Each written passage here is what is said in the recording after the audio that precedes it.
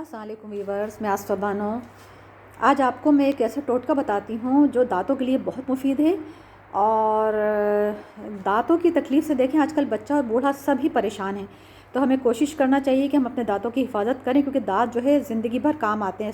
शुरू से लेकर ज़िंदगी से तो आखिरी दम तक दांतों ही के थ्रू इंसान जो ग़िज़ा लेता है।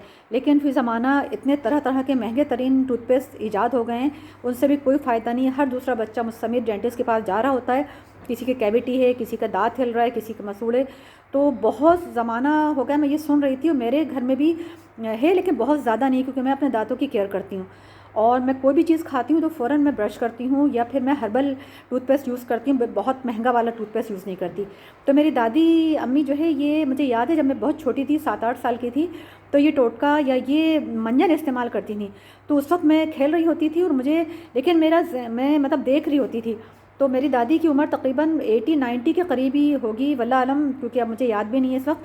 तो वो जो है वो कोई टूथपेस्ट, कोई मंजन यूज़ नहीं, उस वक्त तो मंजन ही ज़्यादा होते थे जो घर के लोग यूज़ करते थे, मुझे याद है। तो लेकिन वो सिर्फ यही मंजन यूज़ करती थी। तो उस मंजन में वो उनका क्या था, ये मेरे जहन में बैठ गया था। वो मंजन मैंने खुद बनाया। उसमें देखिए नीम की पत्तियाँ हैं, नीम तोड़वा के उसको अच्छी तरह वॉश करें। वॉश बेसन में अपना जो भी है किचन में प्लास्टिक बिछा के उसको वॉश करके एक बड़े पतीले में 3 दफ़ा धोएं। और धोने के बाद उसको इस तरह ट्रे में रख के बाहर किसी जगह साए में इसको सुखाएं। 3 दिन के अंदर, ये 4 दिन में ये पत्तियां जो है बिल्कुल सूख के ये देखें कुरकुरी हो जाती हैं इस तरह। और बल्कि मैंने अभी इसको और थोड़ा सुखाना है। उसके बाद जब ये सूख जाए तो आपने क्या लेना है, काली मिर्च लेना है, और उसके बाद ये 15 से 20 लौंगे लेना है, और फिर ये लाहौरी नमक ये लेना है। और इन तीनों को जो है बारीक मिला के पहले तो आपने नीम पीस लेना है। एक उसमें तकरीबन ये एक ट्रे भर के नीम जो है ना, वो एक शीशी बनेगा। उसको जो है आपने पीस के एक अलग कटोरी में रखना है, और उसमें 15 से 20 जो है लौंगे डालें, और 8 से 10 ये जो है वो काली मिर्च। और इसके अलावा ये जो लाहौरी नमक है, ये चम्मच आप अपने जायके के हिसाब, वैसे मैंने इसमें 2 चम्मच डाला है, टी स्पून ना, तो ज़रा उससे नमक से भी आपके दांत अच्छे होते हैं।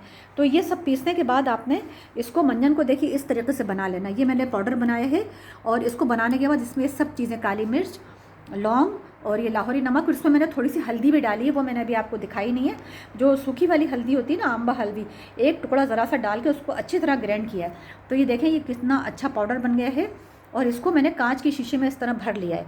यानी जो एक ट्रे मैंने बताई है आपको, ये एक ट्रे से इतना मंजन बना है। तो थोड़ा सा हो सकता है ज़्यादा भी बन जाए, मैंने यूज़ किया इसमें।